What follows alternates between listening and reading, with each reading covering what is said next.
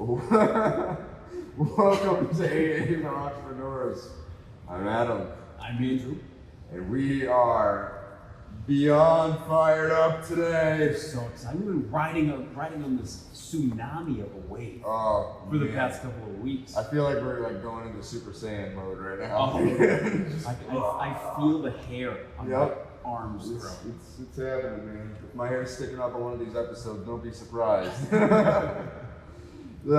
As always, thank you to our listeners and watchers out there. Without your support, we are nothing. We saw some great numbers on the interview with Hope. We're still seeing some great numbers on the podcast with the Woods, and a ton of support still. So thank you. If you have not subscribed, make sure you hit that subscribe button.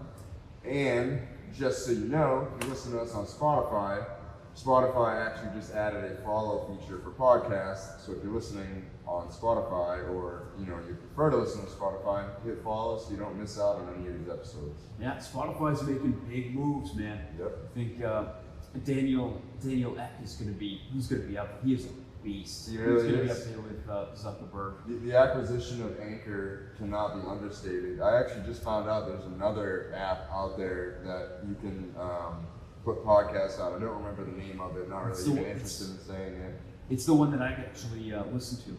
Or Really? you used to listen to podcasts most of the time. Does it charge you? No. This one charges like $40 a month.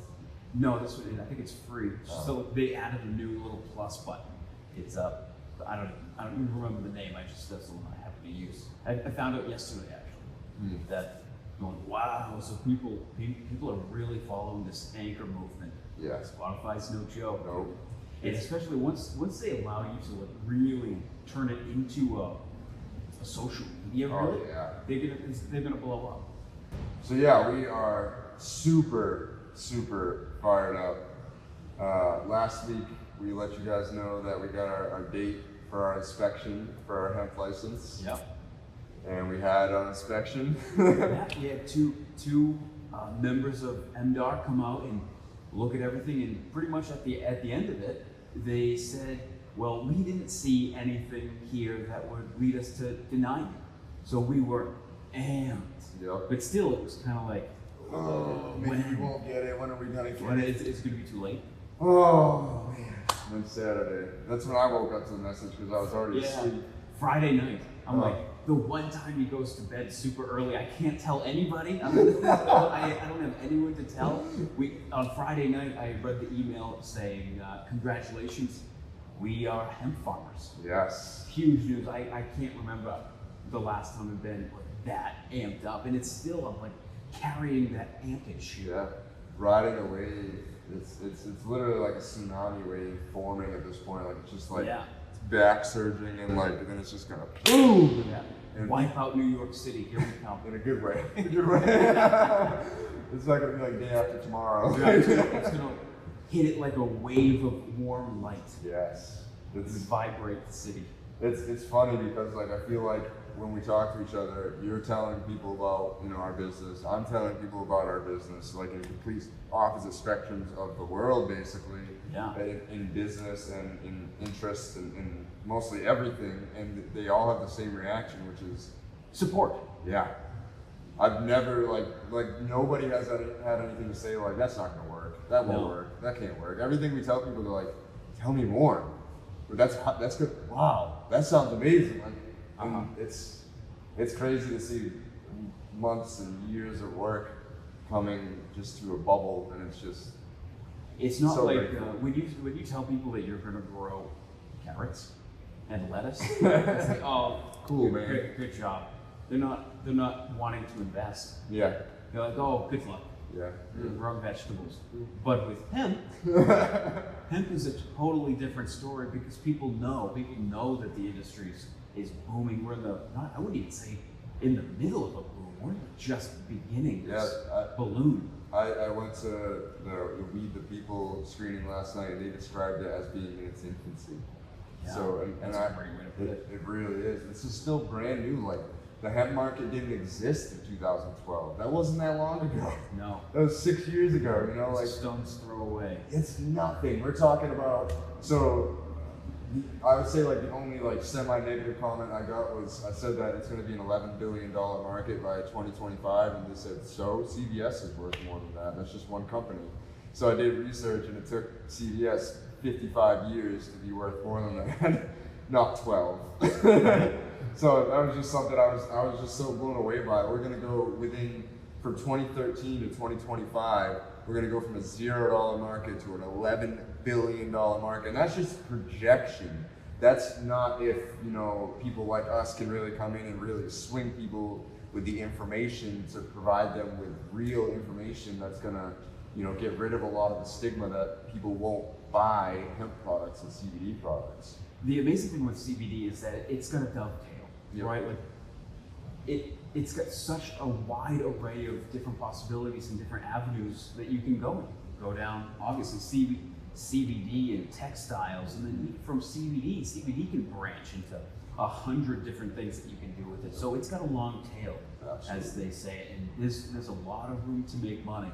Unlimited amount of products. I've seen everything from CBD water to CBD lube to CBD, you name it. I think I saw CBD yogurt the other day. CBD lube, I feel like that's like the one thing that you wouldn't want is to stop inflammation there. Didn't think about that. Damn, you kind of get a point. But the real point is, like, it's so diverse. You can really go anywhere. For real, and where we are not just growing it, we're getting in on the processing side, using our skills. Where I've been processing cannabis for the past few years and assisting in processing cannabis, just experimentally at home, but really learning the process behind it. And now you have a medical laboratory sciences background and degree, and it's just like when we're able to actually work in a lab together, and it's like, okay, let me show you what I know about the cannabis side, why this works, and you're gonna be like, oh, that worked because this chemical compound reacted with this chemical compound to create this. And then like our understanding of it, we were talking about this last night, is just gonna blow people out of the water, because who can keep up with it? Yeah, I mean, it's just like both our lives. I mean, you know the story of my life. I know the story of yours, and everything that we've done separately has essentially led us down this road to be not only adequate but really proficient at this industry. Everything from your unparalleled skills with marketing and PR and in the cannabis industry. And I've been gardening for forever, as long as I can remember, and diving into the sciences. But like what you and I both have in common, though, like those two things are very different, and they come together to form a solid, very strong kind of pillar that will be the business. But what we both have in common, which will kind of propel us through this business, through this industry, is that we want to help. I know the whole reason that I went into the medical field was because, as cliche as it sounds, is I get my feeling of importance by helping other people. I used to watch those ER trauma shows, being like, oh, I wish I had saved that person's life. Oh, I used to get amped up. Feeling the pain. That's what I want to do. Man, like, oh, I couldn't imagine like having my wife or husband in that bad accident sitting there, like, oh. Yeah. I wish I could help them. There's even like part of me that, like on a mountain expedition, I would give up a summit attempt, train for 9, 11 months, 3 years, and then finally get the chance to climb this mountain. And if somebody needs help, I will drop that summit in a second to help somebody else. And the high that I would get from helping somebody else would be way higher than any summit. Oh yeah, I've already like achieved more with cannabis than I could have ever imagined by helping my friend with cancer and helping other people with cancer. Like, I would have never imagined that I would be just kicking cancer in the fucking face, like destroying tumors with shit that I grew my life's work. And yeah, I've lost some money, but in the macro, it's gonna literally be nothing. Like, losing $10,000 is gonna be like, oh, that was an investment. That was the investment into the rest of my life, like. I was my first investor. Yeah, I mean, CBD and in its potential is really something that a lot of people can get behind. and that's kind of why it's ballooning so hard, Yeah. so fast. Yeah, and it's not even fully there yet. Oh. And there's actually, you know, I think the FDA is making steps to like really help us, as weird as that might sound to other people that are skeptical of what the FDA is doing. They're holding a public hearing in DC on May 31st specifically for CBD edibles, to talk with the public about why this should or should not be allowed. Okay. I'm That's definitely good. going. If you're not, you'll be on a mountain. We're gonna do some planning. You'll be on a mountain. Hit the mic. Oh, whatever. Yeah. You'll be on Denali May 31st. I will. Yeah. So I'll have hopefully. to represent for us. Okay. But I'm driving down to DC. I don't care what it takes, because that's important for us. You know. Bring a camera, document the whole thing. We're gonna be in full swing at that point. Oh yeah, we're gonna. It's gonna be a tough trip, only because I'm gonna have to. I might just buy a plane ticket round trip because it's so cheap. $75. Then it's like an hour Yeah. instead of driving 9 or 10 or whatever it is. I don't even. It might be more than that. I don't even remember. Right. But you know, stuff like that is important because at the end of the day, the government does want to make money off this. You know, this is a big industry, and if the U.S. can be the largest exporter of hemp products, that puts the U.S. you know back in a powerful position, because if we can, you know, instead of using our waste from fossil fuel as everything, plastic, and all of that plastic that's ever been used in the history of ever has still not decomposed at all. Right. We need to switch, you know, our gears away from that to, you know, hemp plastics and hemp fibers and hempcretes and just longer lasting things, because we can't keep going the way we're going. Like, most people's roads are terrible, you know, most people's infrastructures are awful, most people's landfills are overflowing and stinky. Like, I know that the Taunton one is, unfortunately, you know, like it smells terrible. It's Mount Trashmore. You drive by it and it looks like you could. Yeah, I want to climb it. Yeah, like, and he gets the urge to just. You gotta hook up the spikes to it and free solo. Yeah. So like the whole thing is like, hemp has huge implications, and it's renewable. Right, it's so good for the environment. It's soaking up the CO2. Yep. I don't know the stats and the numbers, but I know that it's not going to hurt. It also it helps pull any kind of bad stuff out of the soil. So there's been studies showing that it even pulls radioactivity out of the soil. Hope it doesn't put it into the flour. Yeah, that would suck. That wouldn't be bad. Luckily, at Urban Acres, there's no radioactive. maybe in that case they'll like clean up a radioactive spill or something. They kind of like condemn that flour, right? So they grow it like, oh, good, it's all locked into this flour now. Let's just let they would just kill it and burn it. Probably. Decompose somewhere else. Yeah. Or relocate the radioactivity somewhere. Well, I would imagine that, you know, the plant would pull it up and probably die. Yeah, I'm not sure how it works. You know, like unless it was like all of a sudden it turned into this like Hulk. It had buds this big on it. But maybe I do want to smoke. I don't know. It starts to grow toast. Hey, you don't smoke me. I'm you. It starts mutating into a human. That'd be weird. But there's so many benefits to hemp, and that's just what we know. Yeah, I love the medical side. I mean, the film that you just watched yesterday. Mm-hmm. How was that? It was all about, you know, for the 90s kids that remember, and you know, our parents. Ricky Lake is the executive producer of it. Her and Abby Epstein. They created this movie called Weed the People, and they followed, I believe the number was 6 cancer patients that were kids through treatment with full extract cannabis oil and Rick Simpson oil and different regimens mixed in. Some of them did chemo, some of them didn't do chemo, some of them delayed chemo until the doctor forced them to do it, basically. And you know, a couple of the kids unfortunately didn't make it. It was too late into their treatment. One of the kids that didn't make it, when he was on the cannabis oil, was only given 8 months to live by the doctors, and he lived for 10, you know, with the cannabis oil, and lived like a good life for the rest of his 10 months.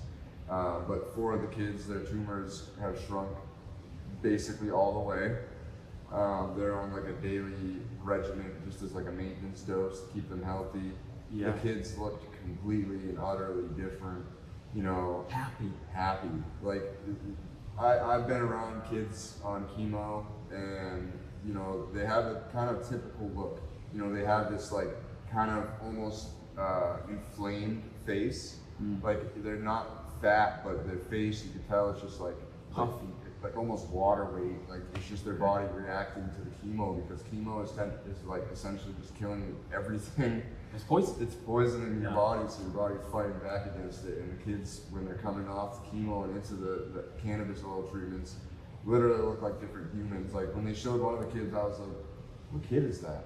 And then they said his name, and I was like, "Whoa, that's him!" Like he had like that, you know, water weight face, completely bald, dead eyes, just it was sad.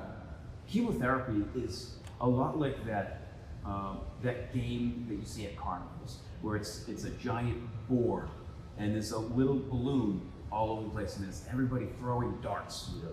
That's what chemo is to the body. It's darts of poison all over the place, and hopefully some of those darts hit the balloons. If you were to get a time lapse of that whole wall throughout the course of the day, it's not good. And that's why cannabis oil works. I guess I can't say better yet because the studies haven't shown to prove it, but in my opinion, works better because cannabis in test tubes and, you know, within patients that have been documented, it only attacks cancer cells. When the cannabis oil is presented in a test tube with healthy cells, it does nothing to them. It doesn't kill them off or anything, but when it's a cancer cell, it doesn't just kill it off, it viciously, like, it can't survive. From my understanding, the way that cells are structured, there are these proteins that line the outside, like little hands, right? And they cover the entire cell. They're all different. And cannabis, the different compounds in cannabis, the cannabinoids, they lock hands with certain proteins that are found on specifically cancer cells. And when that happens, it triggers what's called apoptosis. And I heard that last night in the film too. Like the first time I heard that, it's funny you said that. Yeah. Sorry. And no worries. And it's that apoptosis which pretty much says, cell, you've got to die. Thanks, you've done good, but you're done here. Yep. And it, boom, shuts down. It's kind of like a light switch. You're off. And for some reason, those proteins that are on the cancer cells aren't on any other cell in the body. So it's really like a sniper attacking only the villain. Yeah, which only leaves room for healthy cells to grow. And then if you're not only attacking the bad cells, but promoting good cell growth, the good cell growth starts to choke out the bad cell growth, and that's how you get rid of cancer, or put it in remission. Another thing, this isn't cannabis related, but it has the same effect, and it's been shown to help a lot of people. It's long-term fasting. So what happens when you fast for over 48 hours, so 48 to 72 hours and longer, what your body does is it says, whoa, listen, we need to be really conservative. It's like everybody in the meeting just puts the Game Boy colors down and says, you know what, it's time to stop screwing around. We need to solve this problem right now. It's like aliens come down and be like, oh, we need to collectively come together and solve this issue. So what happens is all the cells in the body that are weak, that are old, that really aren't performing as well as they should, they get killed. They get wiped out because there's only so much Your body energy. like detoxes them out. It's exactly what happens. Your body says, okay, you're not really performing at the peak level right now. We need everybody to be Hercules. Long-term fasting is just super good for you, and it's powering. It's empowering, where you kind of tell yourself, all right, I'm going to do this. And there's a buffet, this turkey and steaming mashed potatoes with butter and broccoli and pepper and salt, and you just want it all. But to say, no, I'm not going to do that, it really kind of sets the wheels in motion for whatever else that you're doing in your entire life. And another interesting thing that comes from fasting is the Egyptians used to do it, not for weight loss, but because what happens when your body runs on ketones, and it's kind of like what fat metabolizes, your brain metabolizes at a higher level, so thinking becomes clearer. You don't crash, and that makes total sense, because what happens when you don't have food? You can't become sluggish and lethargic because you'll sleep all day. Yep. And if you sleep all day, the next day you're not going to wake up feeling more refreshed, having more energy. You're going to be even more tired. You have less energy. So the body combats that by turning on to a new power source, a power source that says, we've got a mission.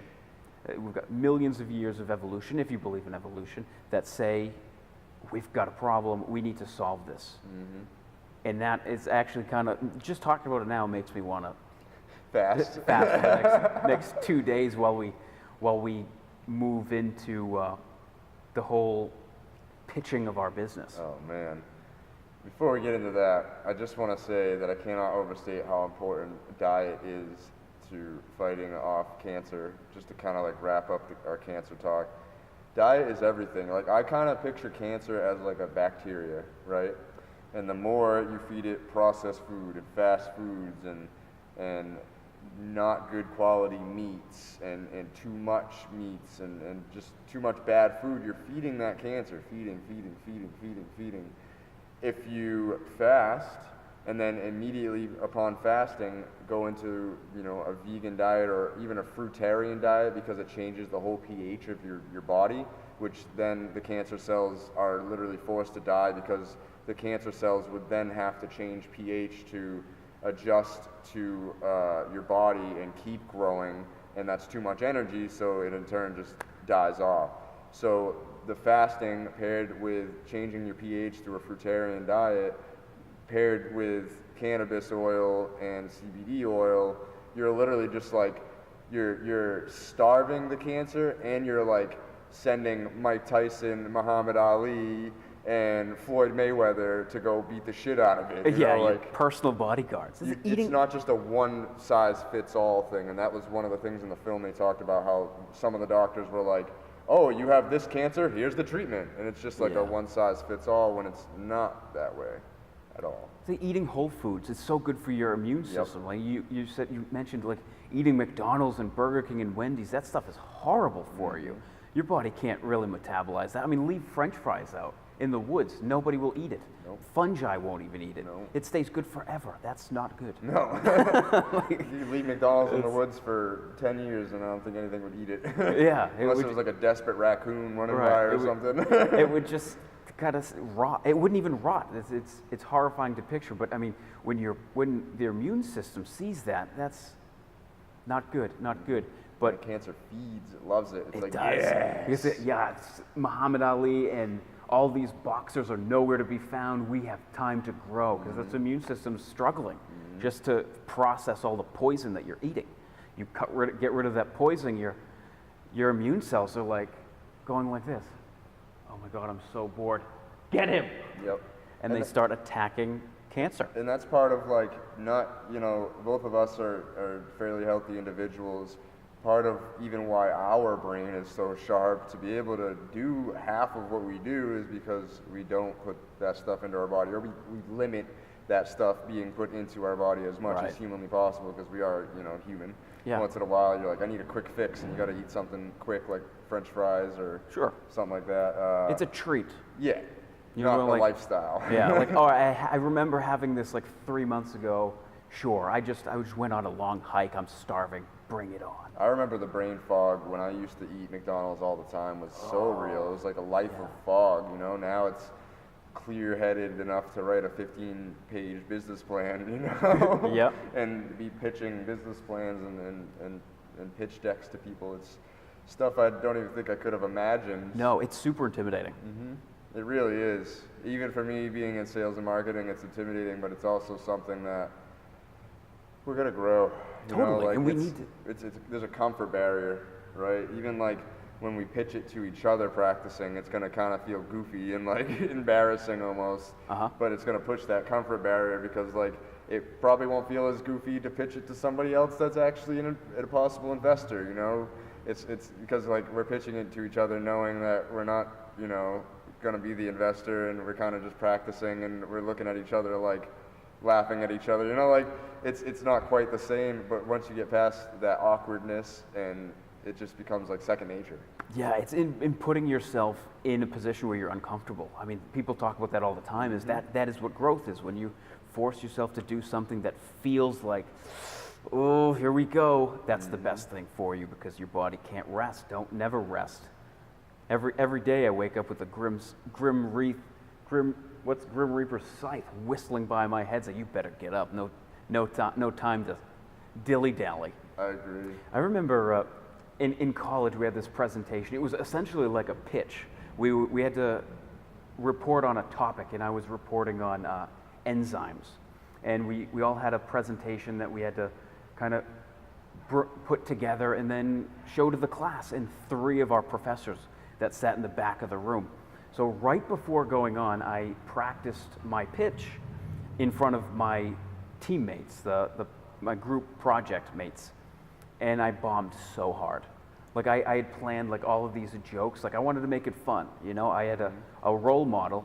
He was my microbiology teacher, and he was hilarious, right? He would teach us and make everybody laugh at the same time. So it's not even like you're sleeping with you wake up with a red spot in your forehead. You're really entertained, and you wanna learn. So that's really what I wanted to kind of mimic with my presentation. So I spent time, and I came up with a bunch of these jokes, and during the practice run, it was horrible. I'm like, ooh, this is going to be rough. And then in 5 minutes, it's time. We're up next. Yeah, you didn't really change too much in that 5 minutes. No, you walk in, and you're sitting there like, okay, there's a lottery of who goes first, who goes second, and your heart is just pounding. It's like it's hard to breathe. Like, oh my God, I'm next in front of my peers. This is going to be the worst. And I go up there, and for some reason, everything fits in. My delivery, my timing, everything is on point. It was almost as if I got the negativity out of the way, and I stepped up like, okay, this is real now. The pressure. Yeah, it's times to go. Brilliant. I love that. That's a really good way to kind of sum up that I think experience. about that all the time, like music-wise, right? Like I was practicing my set yesterday on the way to the screening. That's how like tight scheduling has been. I'm just trying to like practice whenever I can, because I have a show on Friday, and I'm messing up like crazy. I'm like laughing about it, because I'm like, I know it. Like it's there. It's memorized. It's just like, you know, when I practice in the car, like I turn the speakers up like as loud as I can, and like basically have to go project my voice as loud as I can, just in case it's the shittiest sound system in the world. So then when I get there, I'm able to just talk at my normal rate, like how I record in a booth or a studio, and it sounds much better, because I was able to get my breath control if I had to scream it and like be really loud. Yeah. So now my breath control is on point, and I'm not even struggling at all. And when I get on stage, it's like meditation for me. Like for some reason, as soon as like my hand touches the mic and I speak a word, it's just like everything just like doesn't matter, and it's just like I'm here. In your zone. Yeah. And you know what? That really makes sense, because like not yelling, but training in the car with loud speakers trains your diaphragm. And you're sitting, not even standing like you would be like on stage. Yeah. So that's perfect practice for anybody who wants to perform. I used to practice like laying down. Like I would just like try to cut as much air as possible and just keep practicing, you know. Wow. Like breath control is pretty good. You know, I procrastinated a little too much, so I didn't get the performance versions of like 3 of my songs. So I basically have to perform the verse, chorus with nothing to back me. Yeah. And I'm okay with that. I've never done any sort of like performance or stuff other than like in the shower singing. But I know after a song I'm tired. Yeah. That's exhausting work. Yeah, being I did on my whole stage set and the on hot the way lights. to the screening, so my whole like 20-minute set, and then sat through the screening, networked with people for like an hour and a half, and then practiced my 20-minute set on the way home too. So like my voice by the end of like the second time, after doing my set full blast, like screaming and then talking for an hour and a half at a bar, you know, you have to kind of talk loud, and then again performing full blast 20 minutes. By like the second to last song, I'm like, oh man, my fucking throat. But I know it won't feel like that on Friday. Yeah. And I know like the more I train my voice, the better it will be. Like my voice doesn't sound sore today. I thought it might. I was worried about it because I was like, I'm gonna push my voice as hard as possible. Yeah. Because now I know I won't blow my voice on Friday, and it's a competition too. I'm a very, very competitive person, and it's supposed to be like a battle rap thing. Yeah. But they're kind of doing it differently, where it's kind of gonna be like, I think, rounds. So it's gonna be like song versus song.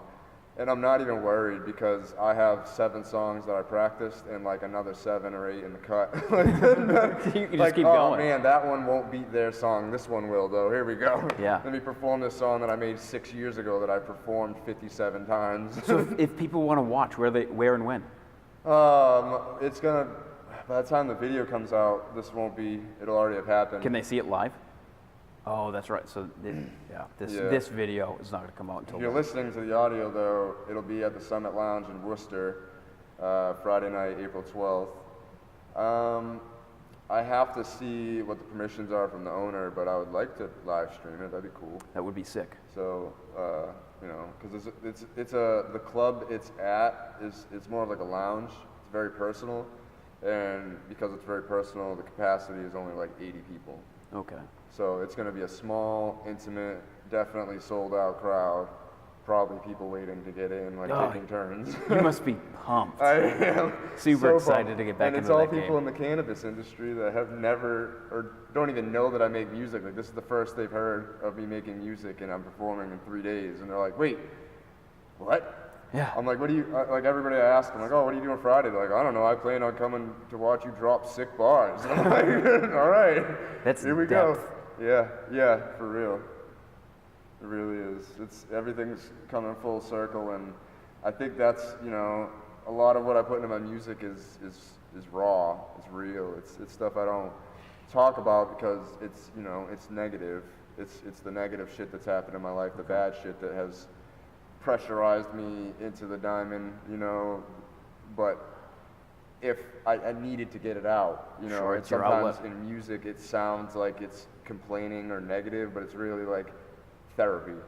And that's the way a lot of it is. Sometimes I cringe listening to my music because it's like once I write a feeling, I almost don't feel that way anymore. And listening to it past then, I'm like, ooh, like I don't even feel like that anymore, Right.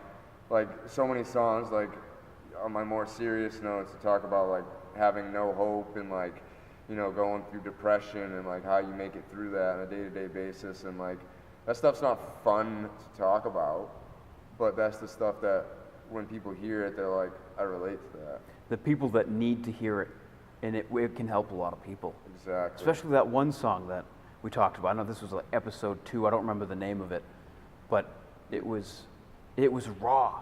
The addiction one? Yeah. Yeah. Yeah. And that's still a song in the cut. That's still something that whenever we have the budget for, at any point, it's like a timeless song. That song was made 5 years ago now, and it still sounds Relevant. like it was made this year, like whenever we have the budget to make a video for that, it's going to go viral. Unfortunately, the pandemic of opiate addiction and addiction in general is not going anywhere. No. I think, pairing that video with all of our efforts with cannabis might even be a great segue into that to be able to help more people. Totally. Didn't even think about that. Everything just comes full circle, man, and I'm just ready. And that's the best way, like if you're an entrepreneur out there, that's the best way to approach things, is do exactly what you love, and eventually you'll notice those patterns like, oh, wait a second, here we go, we're back here again, because you're just fully enveloped in the things that you love to do and ultimately happy. Do you know, like, if I really thought about the amount of money I've lost out on between 10 years of music, performing live shows, sometimes having to pay for my tickets that I didn't sell, sometimes selling 60, 70 tickets and not making $1 off of that. So I'm spending hours and hours driving to people's houses, delivering tickets, online doing promotion, like messaging people when they like the status about the promotion, trying to get them interested in buying tickets, like hours and hours and hours and thousands of dollars and miles and just ridiculous amount of time and money spent, like at least 6 figures, and most people would be like, no, I'm not doing that anymore. And me, I'm like, but I like it. Yeah, it's enjoyable. And they're like, well, isn't that like torturous? Like you're like forcing yourself to be broke just to do what you love. And I'm like, yeah, but if I just keep doing what I love, I'm gonna be more wealthy than any amount of money can buy. Yeah, Because it's a no-brainer to me too. Like I'd so much rather eat dirt and do what I love. I mean, it's obvious. Like I would no, keep your money. At the end of the day, the money is kind of the bonus to, be able to keep projecting life in the way it's going. But, I've even, talking with Chris, I said to him, like, we've already figured out what our bare minimum is that we need to survive. We already know what our yearly salary of what we need to survive is. And we're okay with basically living around there for the next couple of years while we're building up a multi-million-dollar company. Yeah. Because we're okay with just digging dirt a little bit more because we know there's amazing things coming. Mm-hmm. And it's just about staying patient and, staying humble. I said that to you the other day, like we're winning because we don't put ego into this. Like this is just, our hearts put into this and our brains in the good way, like our smart part of our brains, because the ego part of your brain is just stupid. Ego just gets in the way. It does. Ego and anger in the way of are the everything. two biggest things that ruin everything, and if you could just avoid ego and anger, success. Yeah. Great success. Follow passions. Yeah. So, I think we actually have to get on a business call here any minute for potential seeds. So, wish us luck. Hopefully, by the time y'all are watching this video, we're germinating seeds already. Yeah, right. Hopefully by Friday. Maybe by the time you guys watch this video, we'll have an investor. Maybe. I think one of the things we're going to talk about is setting a hard date for a deadline for when we want to have funding by, and really pushing ourselves to make that happen is going to keep pressurizing us. Yeah, and sure will. I mean, ultimately our goal is to be ready to process by July. Yep. August, the absolute latest. So within the month of July, if we have everything built and ready to go and we're operating August 1, we're in good shape. Because we'll be able to finish, whatever people have backlog from last year, since they weren't able to do anything with it because there were no programs set in place to really do anything with it. Yeah. We'll be able to finish that backlog and, really fine tune our process. By the time the growing season comes, we'll probably already have farms lined. We'll definitely already have farms lined up with their harvest ready to go. They're calling us, hey, we just cut down, they're growing into dry, we'll let you know when it's ready to process. Cool. And we're just scheduling them in. Yep. That's going to be life. And it's just all about this next step of finding funding, and it's been little victories to get here. It's like, the little victory of starting a podcast, the little victory of the hemp bill being passed, the little victory of putting in our application, the little victory of, all the many things that we've done to create connections, and the mini victory of getting our appointment, and then the mini victory of getting approved, and now it's just all these mini victories are gonna lead to this giant boom. Here's, you guys got your investor, here's I guess that's not even the end of the process. That's really the start of the process. Yeah, it's a lot like, you say little victory, little victory, little victory. It's a lot like what Justin Stenstrom from Elite Man Magazine was talking about, how it's not really any one point. Success doesn't come from just one explosion of something good happening. It's more of a little step of the way. Eventually grows and grows and grows, and all of a sudden, there you are. And it may appear like it just boom, and it's going to appear to people that are not. If you're watching this, it won't be a surprise. No. But if you're not watching this in a couple years when we're multimillionaires, it may be like, wow, what'd you guys do? You got so lucky. Wow, you guys got lucky to get that big of an investment. You guys got so lucky, when it's years of work and months of planning and writing down and has led to this moment. It couldn't be further from luck. Right. Timing, yes, 100%. Timing is very, very, very, very important in all of this. And having an eye. having two eyes, having an eye for seeing the potential. I mean, that's so crucial. Very To much see so. there's something here. Let's go get it. Yeah. And I think that's a good point to say, let's go get it. Yeah, let's go get it. Yeah, wrap this up. So again, if you're watching, if you enjoyed what we're talking about, or want to follow the story, or if we brought you value, make sure to hit follow or subscribe. We're just building from here. Everything is going up. Nowhere but up. So we're excited. Yeah, and we're happy to share this whole adventure with you. And Absolutely. we couldn't be more thankful for your Grateful, dude. Like, attention. we really are. Grateful is like the biggest word I could think of in this whole thing. Like, I can't even believe we're in this position. I can't even believe it. It's dude. surreal. We're so lucky. That's how we're lucky. That's how we're lucky to Yeah. even be to work to get to this position and have people actually notice. That's our only luck. That's That's it. it. Love you, bro. Peace.